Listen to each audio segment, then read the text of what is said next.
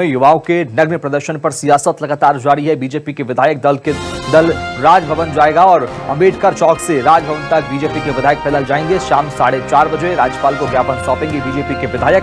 फर्जी जाति प्रमाण पत्र के मामले पर जांच की मांग करेंगे बीजेपी के विधायक। ये बड़ी जानकारी सामने आ रही है। ये तस्वीरें सामने आई है।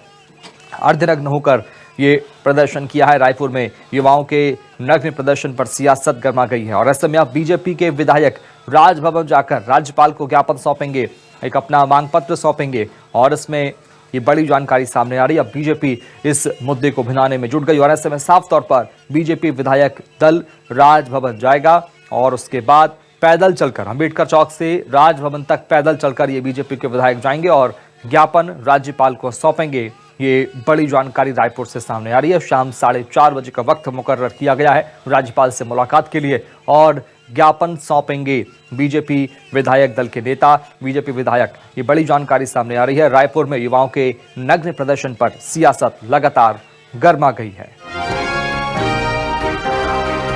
तो युवाओं के नग्न प्रदर्शन पर सियासत और ऐसे में अब बीजेपी के विधायक राजभवन जाएंगे और राज्यपाल से मुलाकात करके ज्ञापन सौंपेंगे।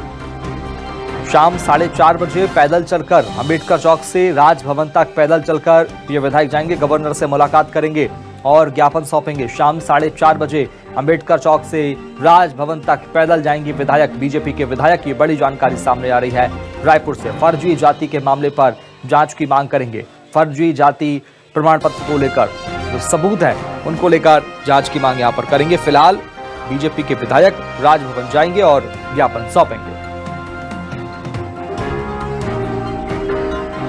तो बीजेपी के विधायक राजभवन जाएंगे, अंबेडकर चौक से राजभवन तक पैदल जाएंगे और राज्यपाल से मुलाकात करेंगे शाम 4:30 बजे। और आगे बढ़ेंगे, बात करते रायपुर की SC/ST के युवाओं के नग्न प्रदर्शन पर अब सियासत गर्मा गई है। युवाओं के प्रदर्शन पर मंत्री शिव डहरिया का बयान सामने आया। कहा कि अश्लील तरह का काम उचित नहीं है, उचित फोरम में अपनी बात रखनी चाहिए। ये बात कही शिव डहरिया ने। फर्जी नियुक्ति का मामला पिछले सरकार का है, जांच की जा रही है। ये बात कही शिव डहरिया ने। कहा कि उनके बयान पर रमन सिंह का पलटवार भी सामने आ गया। अनियमितता थी तो इन्होंने ठीक क्यों नहीं किया, ये सवाल रमन सिंह ने पूछा है। कांग्रेस सरकार कब तक यही राग अलापती रहेगी?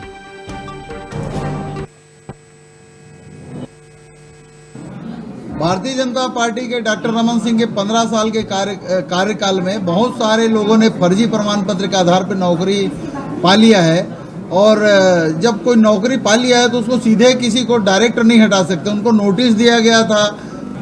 भारतीय जनता पार्टी के डॉक्टर रमन सिंह के 15 साल के कार्यकाल में बहुत सारे लोगों ने फर्जी प्रमाण पत्र के आधार पर नौकरी पा ली।